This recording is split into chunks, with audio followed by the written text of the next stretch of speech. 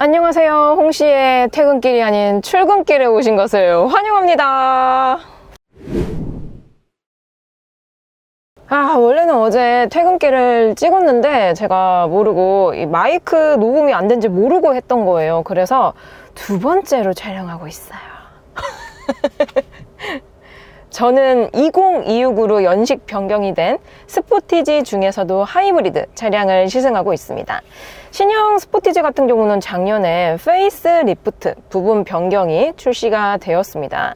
그로부터 약 1년 정도 지나니까 2026으로 이렇게 연식 변경이 되어서 신차로 다시 출고가 된 거죠. 그래서 뭐가 달라진 것이냐? 일단 신규 컬러라든지 신규 튜닝 같은 건 없습니다. 기존에는 돈을 추가로 해야지 들어왔었던 옵션들이 2026 버전부터는 그냥 기본으로 주는 게 좀 많아졌어요. 그래서 기본 트림 같은 경우는 풀 오토 에어컨 요거 있잖아요. 요게 완전 깡통부터 들어가기 때문에 공기청정도 사용할 수 있고, 그 이외에도 선바이저 여기도 원래는 호박등이 들어갔었거든요. 근데 완전 깡통부터 이렇게 하얀색 등이 LED 라이트가 들어온다는 것도 달라진 점이라고 볼 수가 있습니다. 그리고 노블레스 트림에서는 2열 이중접합 차음유리라든지 2열 파워 윈도우 있잖아요. 이런 것들이 기본화가 되고, 스포티지는 시그니처 트림이 가장 많이 판매가 되는 차량입니다. 그래서 시그니처 같은 경우는 2026으로 연식 변경이 되면서 뭐가 달라졌느냐, 기존에는 없었던 옵션이 딱 하나 추가가 되었습니다. 바로 동승석에, 이게 원래는 전동 시트가 들어가 있었는데 허리 요추 지지대를 전동으로 세팅을 할 수가 있습니다. 요게 달라진 점이 끝입니다. 그리고 제가 시승하고 있는 차량은 X라인이라고 디자인 특화 트림입니다. 그래서 실내에는 블랙 컬러의 스웨이드부터 해가지고 시트도 여기 안쪽 좀 다르죠. 그리고 외장에서 봤을 때에도 X라인 같은 경우는 범퍼의 가니쉬라든지 엠블럼도 블랙으로 변경이 됩니다. 일단 딱 봤을 때 스포티지가 이렇게 예뻤나? 스포티지가 이런 디자인이었나? 라고 생각이 들 정도로 굉장히 예뻐요. 대신 최고 트림이기 때문에 비쌉니다. 비싸요. 그래서 작년 2025와 비교했을 때 평균 47만원 정도가 인상된 3,300만원대부터 구입이 가능합니다. 다만 저는 X라인에다가 이건 또 이제 4륜을 추가로 넣을 수 있는데 4륜만 빠진 풀 옵션 차량이에요. 그래서 사운드도 크렐 사운드 들어가 있고 하거든요. 그래서 제가 타고 있는 시승차 조합은 4,600 정도가 됩니다. 좀 많이 비싸죠. 저는 개인적으로 준준형급 SUV를 구매를 한다 하면은 지금처럼 풀옵션 말고 중간 트림에서 옵션 한두 개 넣는 게 가장 좋은 것 같아요. 왜냐면 당연히 옵션이 많으면 많을수록 좋아요. 하지만 뭐다? 비싸다. 그리고 실제로도 4,600만 원이면 위급인 소렌토를 살 수도 있는 금액대입니다. 소렌토 가솔린 말고 소렌토 하이브리드를 살 수 있는 금액대란 말이죠. 물론 그것도 이제 풀옵션이 가면은 5천만 원이 넘긴 하지만 이 돈 주고 스포티지 하이브리드를 사야 되나? 위급 그냥 소렌토를 볼까 이렇게 계속 이게 되다 보니까, 그래서 그냥 중간 트림, 그러니까 많은 분들이 시그니처 트림을 고르시긴 하지만 저는 개인적으로 노블레스 트림도 괜찮은 선택이지 않나 라는 생각이 들어요. 거기서 이제 옵션 한두 개만 좀 더 추가하면은 그래도 부족함 없이 탈 수 있는 조합이지 않나 싶습니다. 그래서 스포티지 본편 시승기를 제가 만들었을 때 이런 말을 했습니다. 혼자 타도 좋고 둘이 타도 좋고 가족들끼리 다 같이 타도 참 좋은 차량이다 라고 말씀을 드렸습니다. 왜냐하면 혼자 타도 부담 없이 편안하게 쓸 수가 있어요. 그리고 둘이 타더라도 만약에 조수석 사람하고 약간 싸웠어요. 아니면 둘 중 하나가 뭔가 삐졌어. 그랬을 때 모닝이라든지 경차처럼 이렇게 부닥거릴 일이 없고, 충분히 운전석과 동승석의 거리가 있기 때문에 약간 개인 공간을 좀 지켜주는 그런 느낌이 있습니다. 그리고 뒷좌석 같은 경우도 스포티지는 준준형이긴 하지만 실내 공간은 정말 넓습니다. 정말 넓어요. 그래서 뒷좌석에 성인분이 앉으셔도 솔직히 말하면 부족함은 느끼지 않으실 것 같다라는 생각이 듭니다. 그리고 제가 본편에서는 2열 시승기도 같이 했었었는데요. 스포티지가 의외로 2열, 그러니까 뒷자리 승차감도 괜찮은 편에 속합니다. 괜찮아요. 그래서 차를 기변하시려는 분들, 혹은 첫 차를 구매하시려는 분들, 아니면 중고차를 운영하다가 나 좀 신차, 새 차 한번 사보고 싶어, 그랬을 때 이제 많은 선택지가 오고 가잖아요. 그랬을 때 제가 꼭 추천드리는 목록 중에 하나가 스포티지입니다. 왜냐하면 스포티지는 솔직히 말하면 호불호가 거의 없는 차종이라고 생각이 듭니다. 특히 제가 타고 있는 차량은 하이브리드이기 때문에 복합 연비가 지금 제가 타고 있는 시승차 기준, 얘는 지금 19인치 휠이 들어가 있거든요. 19인치 기준으로 복합 연비가 15km 이상이 꾸준히 나옵니다. 근데 제가 그냥 대충 탔음에도 불구하고 꾸준히 연비가 리터당 18km 이상이 나왔어요. 근데 오늘은 날씨가 추워가지고 오늘 아침에 영하 8도였거든요. 그래서 약간 연비가 내려가긴 했지만 그럼에도 불구하고 공인연비보다는 잘 나온다라는 거죠. 여기에 페이스리프트 되면서 인테리어라든지 아니면은 뭐 외장 디자인도 조금 더 세련되게 변경이 되기도 했고, 또 사실 호불호가 없는 디자인이기도 하잖아요. 그리고 성능 면에서도 국내 도로에서 답답하다라든지 불편하다라고 느껴지는 포인트는 거의 없는 하체 감각을 가지고 있다라고 생각이 듭니다. 여기에 옵션을 어느 정도 넣었을 경우에는 또 편안하게 운영을 할 수 있어서 진짜 호불호 없는 선택지인 것 같아요. 근데 판매율을 보면은 2025년 한 해 기준으로 국내에서 가장 많이 판매가 된 차는 스포티지의 윗급인 소렌토입니다. 소렌토는 약 7만 대 정도가 판매가 되었거든요. 근데 제가 시승하고 있는 스포티지는 2025년 한 해 기준으로 약 4만 대 정도가 판매가 되었습니다. 좀 많이 차이가 나죠. 근데 소렌토가 싼 차가 아니거든요. 옵션 넣고 또 여기다가 하이브리드를 막 고르다 보면은 굉장히 비쌉니다. 금방 5천을 넘을락 말락 합니다. 근데 많은 분들이 돈이 많으신가 봐요. 그래서 소렌토 하이브리드도 제가 연식 변경이 되면서 최근에 시승을 했었는데, 사실 소렌토가 더 좋긴 하죠. 더 여유롭고 더 조용하고 이러한 가짜 노면에서도 편안하게 가주기도 하고, 하지만 가격이 어떻다? 비싸다라는 거죠. 그래서 나는 진짜 가족을 다 태우고 맨날 다닌다라는 게 아니면은 스포티지급만한 차도 없지 않을까 싶습니다. 가격도 솔직히 말하면 옵션 타협하면은 부담이 크게 들지 않는 선에서 구매가 가능하기도 하고, 실내 공간도 넓고 출력도 부족하지 않고, 그리고 하이브리드는 연비도 잘 나오고 굉장히 만족스러운 차량이지 않을까 싶어요. 아, 근데 그거 있어요. 오늘은 갑자기 한파가 찾아왔습니다. 그래서 오늘 하루 종일 영하권인 날씨입니다. 그랬을 때 영상권인 날씨와 비교하면은 전기 모터의 개입량이 조금 줄어듭니다.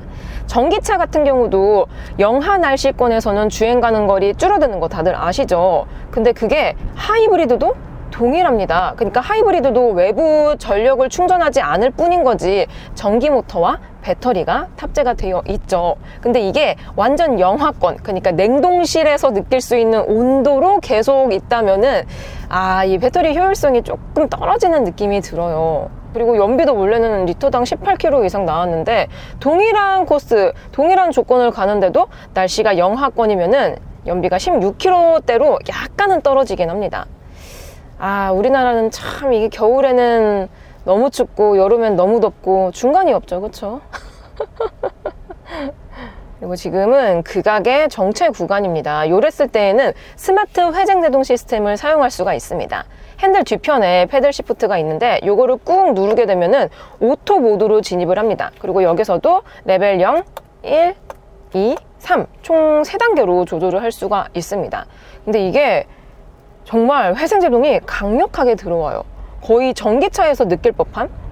엑셀 밟았다가 떼볼게요. 이렇게 페달을 떼면은 갑자기 훅 하면서 회생제동이 강력하게 개입이 됩니다. 스포티지 같은 경우는 전기모터 용량이 47.7kW가 적용이 됩니다. 이는 윗급인 산타페와 소렌토도 동일한 용량이 들어가죠. 하지만 스포티지는 차가 조금 작고 가벼워요. 그러니까 좀 더 전기 모터를 사용할 수 있는 파이가 커지게 되는 거거든요. 그리고 전기 모터 용량이 커지면 당연히 주행거리, 그러니까 전기 모터로 갈 수 있는 주행거리도 늘어나지만 그만큼 회생제동을 걸어주는 에너지도 커지게 됩니다. 그래서 그런지 이렇게 회생제동을 아주 강하게 세팅을 했을 때에는 전기차에서 느껴지는 이런 피칭이 느껴질 정도로 너무 강력하게 들어와요. 근데 순수 전기차의 회생제동하고 비교를 한다면은 그런 디테일한 제동값의 차이가 있긴 합니다. 요즘 신형, 완전 최신형 전기차들을 타보면은 옛날하고 다르거든요. 회생제동이 진짜 자연스럽게 스무스하게 들어오면서 이거 뭐지? 뭐 이렇게 막 되게 놀랍거든요. 근데 하이브리드에 들어가는 회생제동 기능은 충분히 감속을 도와주고 있긴 하지만 그 자연스러움하고는 순수 전기차하고의 차이가 있다입니다. 그럴 때는 이렇게 회생제동을 레벨 1 정도로 세팅을 해놓으면은 괜찮더라고요. 적당하게 막히는 길에서는 엑셀 페달을 뗐다 붙였다 하는 것만으로도 충분히 주행을 할 수 있어서 피로도가 줄어듭니다. 피로도가 줄어들어요. 근데 오늘은 진짜 날씨가 너무 춥습니다. 밖에 막 진짜 입김 나오고 난리 나거든요. 그리고 그게 있어요. 원래 겨울철에는 타이어 공기압을 원래 날씨보다 한 10% 정도 더 많이 넣어야 되거든요. 그래서 원래 시승차 타이어 공기압도 어제까지만 하더라도 한 33에서 34 psi 정도로 있었거든요. 근데 오늘은 너무 추워서 그런지 타이어 공기압 경고등이 떠버렸습니다. 여러분들 이제 계속 추워질 날만 남았기 때문에 타이어 공기압 평소보다 조금 더 올려서 다니시는 거를 추천드립니다. 이게 차도 중요하긴 하지만 노면하고 제일 처음 컨택되는 게 바로 타이어잖아요. 타이어 공기압 진짜 중요해요. 특히 날씨가 이렇게 영하권으로 내려가게 되면 이게 공기가 슥 하고 빠져버립니다. 그렇게 되면은 연비도 안 좋아질 뿐만이 아니라 고속주행을 했을 때에는 정말 그러면 안 되긴 하지만 타이어가 안 좋게 될 확률도 있어요. 그래서 이런 것들 잘 정비해서 다니셨으면 좋겠습니다. 아무튼 본론으로 돌아와서 스포티지의 영원한 라이벌이라고 할 수 있죠. 투싼이 있습니다. 투싼도 제가 연식 변경이 되면서 시승을 해봤었는데 사실 뭐 스포티지와 투싼 어떤 걸 살까요? 고민이 됩니다 하는데 솔직히 말해야 할까요? 그냥 마음에 드는 거 사시면 됩니다. 왜냐면은 플랫폼도 공유를 하고 또 파워트레인도 공유를 하는데 과거와 다르게 요즘 최신 현대기아 차들은 뭔가 성능을 차이를 크게 안 둡니다. 그러니까 가속성도 똑같긴 하지만 변속되는 그 기어비도 거의 비슷하고 특히나 하체 감각에 있어서 두 브랜드가 약간의 차별점을 뒀었거든요, 과거에는. 근데 현재 같은 경우는 하체 감각도 솔직히 말하면 큰 차이가 안 납니다. 그러니까 뭐 옵션의 차이라든지 아니면 인테리어의 차이라든지 아니면 외장에서의 디자인 차이 그 정도가 있기 때문에 그냥 마음에 드시는 거 고르시면 될 것 같습니다. 그리고 가격도 굉장히 중요하잖아요. 일단 완전 똑같이 맞출 수는 없기는 하지만 최대한 비슷하게 옵션을 짜 맞췄을 때 하이브리드 기준으로 스포티지가 투싼보다 약 60에서 70만 원 정도가 조금 비싸기는 합니다. 아무래도 투싼은 페이스리프트 이후 두 번째 연식 변경을 거쳤기 때문에 어떻게 보면은 스포티지보다는 좀 더 나이가 많은 거잖아요. 거기서 오는 차이가 있을 수도 있고 디자인에 대한 호불호도 있는 것 같긴 합니다. 왜냐면은 다들 아시겠지만 투싼 같은 경우는 리어, 그러니까 엉덩이 쪽에 방향지시등이나 깜빡이를 켰을 때 방향지시등이 범퍼 아래쪽에 들어오거든요. 그게 굉장한 호불호를 가지고 있기 때문에 거기서 약간의 마이너스가 되지 않았나? 뭐 그런 저의 뇌피셜이 있긴 합니다. 아무튼 디자인의 차이에서 호불호가 스포티지는 좀 더 없다 보니까 뭔가 가격 방어가 잘 되는 그런 느낌적인 느낌이 드는 것 같아요. 그리고 저는 하이브리드를 타고 있긴 하지만 연간 주행거리가 2만 킬로 이상이다 하시는 분들에게는 당연히 하이브리드를 추천드리고 싶습니다. 하지만 나는 연간 주행거리가 2만 킬로 이하야 하시는 분들은 가솔린이 더 좋아요. 실제로 2025년 한 해 기준으로 스포티지의 판매율을 조금 더 디테일하게 살펴보면은 약 63%의 구매자가 가솔린을 선택을 했습니다. 반대로 하이브리드는 한 37%밖에 선택을 안 하게 된 거죠. 근데 위급 소렌토로 가게 되면 이게 역전이 됩니다. 소렌토 같은 경우는 하이브리드 판매율이 제가 알기로는 거의 80%에 육박하거든요. 갑자기 이렇게 터널로 들어왔기 때문에 앰비언트 라이트까지 이렇게 보여드리고 있습니다. 이게 음성인식으로 앰비언트 라이트도 변경이 되거든요. 한번 물어볼까? 앰비언트 라이트 컬러 변경해줘. 몇 번째 색상으로 변경할까요? 첫 번째. 말씀하신 색상으로 바꿀게요. 좀 더 정확하게 보여드리고 싶었는데 바꿔드릴게요 하자마자 터널로 빠져나와 버렸네요. 아무튼 이런 게 또 뭐 출근길과 퇴근길의 매력인 거죠. 그리고 실제로도 스포티지 기준으로 가솔린과 하이브리드의 가격 차이는 약 470만 원 정도가 납니다. 이게 뭐 모델마다 다르기는 한데 보통 가솔린과 하이브리드의 가격 차이가 470만 원 정도까지 나는 거면 꽤 많이 차이가 나는 겁니다. 꽤 많이 차이가 나요. 그러니까 주행거리가 많지 않다면 가솔린이 훨씬 더 이득인 거죠. 그리고 스포티지가 투싼보다 왜 더 이득이냐면은 가솔린 파워트레인으로 봤을 때 변속기가 다릅니다. 투싼 같은 경우는 DCT 듀얼 클러치 변속기를 사용하고 하이브리드는 자동 8단 변속기를 사용해주고 있습니다. 근데 제가 DCT 변속기를 좋아하긴 하거든요. 듀얼 클러치 변속기가. 근데 왜 투싼에 들어가는 DCT는 별로냐? 이게 습식이 있고 건식이 있습니다. 근데 투싼 가솔린에 들어가는 변속기는 건식 7단 DCT예요. 그래서 클러치 안에 유체가 없기 때문에 열에도 취약하고 그만큼 마모도 많이 되고, 그렇게 되면은 수명도 줄어들게 되고, 그럼 어떻다? 교체해야 될 타이밍이 좀 더 짧아진다. 고로 내 주머니에서 수리비로 나갈 지출될 확률이 커진다라는 거죠. 그래서 많은 분들이 투싼이라든지 과거 스포티지에 들어갔었던 7단 DCT를 별로 안 좋아하시는 것 같긴 합니다. 그리고 실제로도 고속 위주로 주행을 하면 문제가 없는데, 저처럼 극악의 출퇴근길을 가시는 분들은 건식 듀얼 클러치 미션이 좋지는 않습니다. 왜냐면 걔는 달리려고 만든 건데 맨날 거북이처럼 막 엉금엉금 기어가. 그럼 걔가 뭐 가만히 있겠어요? 아, 나 고장 날래! 이러면서 막 어디 하나 나가고 어디 하나 나가고 그렇게 된단 말이죠. 그래서 거기서고 막히는 길 위주로 가신다면은 자동 변속기가 유지를 하는 데 있어서는 더 장점이 많긴 합니다. 날씨가 추워서 그런지 입이 얼어가지고 말을 자꾸 더듬게 돼요. 날씨 진짜 춥거든요, 요즘. 여러분들 진짜 감기 조심하세요. 아이고. 그래도 풀 하이브리드는 이게 좋은 것 같아요. 외부 전력을 따로 공급하지 않더라도 알아서 자가 충전이 되고 알아서 자가적으로 전기모터 주행을 하다 보니까 이거는 참 좋은 것 같습니다. 특히 저처럼 거주지에 전기 충전기가 없는 분들 혹시 계시나요? 손? 저는 거주지에 전기차 충전기가 없거든요. 그래서 전기차를 기변을 하기가 조금 어렵긴 합니다. 그리고 하이브리드 중에서도 플러그인 하이브리드 PHEV 있죠. 걔도 뭐 주행을 하면서 약간의 충전이 되긴 하지만 그냥 외부 전력을 충전을 해야지 전기모터 주행을 훨씬 더 많이 할 수 있거든요.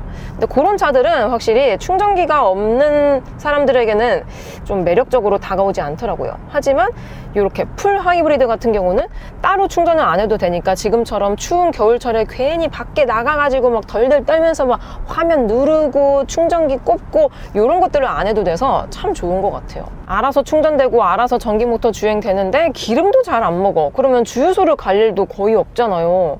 실제로도 스포티지 하이브리드 기준으로 한 번 주유를 하게 되면은, 이것도 이제 차마다 조금씩 다르기는 한데 보통으로는 600km에서 700km 정도는 주행이 가능하다라고 합니다. 그렇게 된다면 진짜 한 달에 한두 번 정도만 주유소를 가도 되지 않을까 싶습니다. 제 차는 완전 풀로 주유했을 때 한 400km 밖에 못 가거든요. 거의 2배 차이가 나는데. 그리고 잠깐 정차한 김에 이것도 보여드릴게요. 화면 구성. 이게 디스플레이 테마가 새롭게 추가가 되었습니다. 기본 말고 NBA, 디즈니, KBO, 마블, 이건 뭐야? 토이스토리. 이렇게 추가가 돼서 총 6가지 중에 하나를 고를 수가 있습니다. 근데 아쉽게도 이게 구독 서비스라고 하거든요. 그러니까 무료가 아니고 유료 버전인 거예요.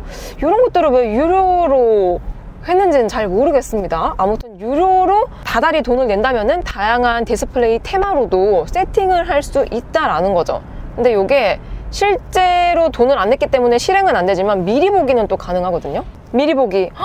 이게 디즈니 테마 기준으로 어머머머, 이거 겨울왕국이잖아요. 엘사? 너무 예쁘다. 이거는 자녀가 있는 가정에서는 좋을 것 같기도 해요. 근데 계속 이렇게 뭐 바꾸게 된다면은 엄마 나 이거 클릭해볼래 해가지고 뭔가 운전에 방해가 될 수도 있을 것 같기도 하고요. 이게 장점이 되려고 만든 건데 단점이 될 수도 있겠네요. 아무튼 이렇게 연비가 좋은 차량을 탈 때마다 참 이 고유가 시대에 하이브리드를 살 걸 계속 후회를 하는 중이긴 합니다. 그리고 요즘 현재 기준으로 기름값이 엄청 많이 올랐거든요. 가솔린 기준으로 서울은 1,800원대입니다. 경유도 거의 1,700원 육박하거든요. 근데 하이브리드 차량들은 기름을 안 먹다 보니까 사실 뭐 그런 기름값에 크게 스트레스를 안 받을 것 같기는 해요. 그렇지 않으신가요? 하이브리드를 살 걸 그랬어. 에이. 아무튼 여러분들은 퇴근 중이신가요? 저는 출근을 해서 이제 하루 종일 열심히 일을 해보려고 합니다. 저는 그럼 다음 영상으로 찾아뵙도록 하겠습니다. 그럼 안녕! 안녕!